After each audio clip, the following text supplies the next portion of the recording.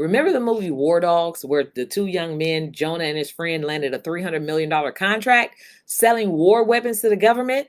Well, most people think that that was just a movie, but guess what? It was a real life story based off two real friends in their 20s who actually saw this initiative. They understood that a certain percentage of government money spending has to go to small businesses. So, who is a small business? Again, that is the little people, that is you. And so they went after this contracting opportunity that was set aside for a small business, landed their first $300 million contract, changed the game. But also, if you saw the movie, they kind of messed it up because they did some illegal things or whatever. But the point is, the money is there for the taking, right? So this same initiative in 2019 during the pandemic, when most companies were closing their doors, falling apart, going bankrupt, all those things, when most companies was doing that, anybody that was doing business with the government actually won. And so this young man named Wesley Ross, and you can actually look him up, he's a 16-year-old kid who saw the same movie War Dogs, understood the initiative, the same business act that says small businesses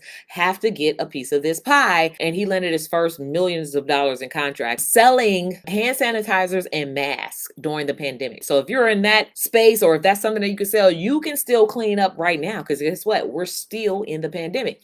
And so this goes to show you that there's no age limit. There's no discrimination on age limit when it comes to selling to the federal government. And you can absolutely do that, just like this young kid. So don't you think if a 16-year-old kid can do it, can you? Right? That's a good question for you to ask yourself.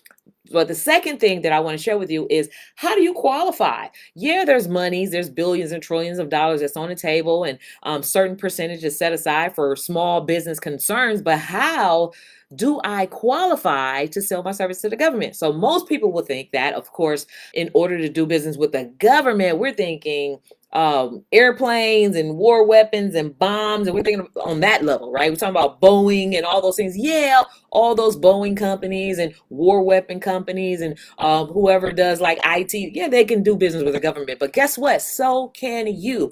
And all you need to do is have a legitimate business, right? What is a legitimate business? A business that has a business license, EIN. These are the checklist of things, and I'm going to give you a link where you can download this full free checklist for free. So EIN, a Dun and Brad number, basically. These things are free, right? A driver's license or an ID, birth certificate, because you do have to have a citizenship or be born in the U.S.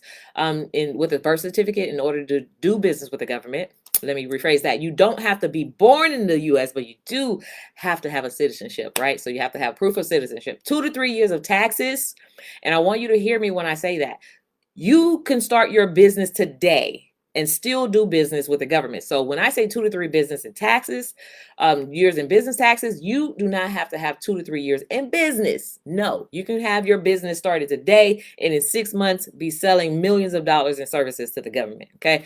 So it can be business taxes or personal. And if you've never done any, you don't file taxes or whatever, then you just have to write a letter of explanation. Now, some small business owners, of course, most small business owners suffer from lack of information, lack of knowledge, and that's okay. But guess what? Some of them will disqualify themselves by looking at 2 to 3 years in business taxes and like, I don't have that, and now you just disqualify yourself. So I'm saying that to say, don't disqualify yourself, because where there's a will, there's a way. So whatever you don't have, you just have to write a letter of explanation as to why you don't have it. So the next thing on the list is profit and loss statement, right? What did you make for the year? If you made anything, what did you spend out in expenses, and what is your business bottom line, right? So it's okay if that looks like 0 minus 0 equals 0, right? It's okay if that's what it is, that's your truth. So in fact, if that is your truth, that's even better, because guess what? The Small Business Act is designed to help small businesses that are suffering, that are broke, that are struggling just like you, to show you how to build a business so that you can actually become the employers of tomorrow. That's what it's all about. So if that is your story, then you're even more qualified than you ever imagined. And so a lease agreement, where do you do business? Can it be in your home? Yes. Can it be in your garage? Yes. Do you have to have a storefront? No, but you can, right? And so you have to have a lease agreement showing where you actually do business. Okay. A note about that is for the federal government, you cannot use a PO box as your business, but for like the state and local government, of course you can. So you definitely want to use something that you can use across all levels of government, which I'll get more into in just a moment. So list of services. What do you sell to the government? Some people don't know exactly what they sell, or maybe you're confused or trying to figure it out, right? So for example, if you sell or can you sell to the government? Yes. And the litmus test is if you can sell it to a person, you can sell it to the government. So here's the thing. Some people have their own little thing that they do, like custom things, right? So for example, let's just say you have a Boo Boo Kitty t-shirt brand, right? Boo Boo Kitty. Oh, it's so cute, right? But now you want to take your business to the next level.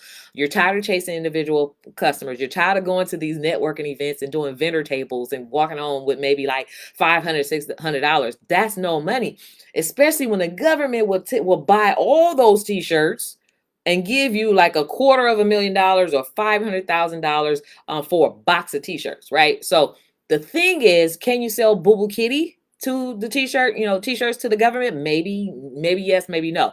But the thing is, does the government buy t-shirts in general? Absolutely. So if you're in that space, forget about the Boo Boo Kitty brand. Can you sell t-shirts to the government? Absolutely, you can. But not only that, in my program, what I like to do is show my clients how to sell to the government, period, and how to expand upon multiple streams of income to sell to the government, right? So we go from t-shirts that you can sell to the government to that's clothes, that's apparel, right? So we can sell t-shirts, jeans, whatever, underwear, whatever. So now we're in the apparel space. So now you've just opened up multiple mega streams of income. But guess what?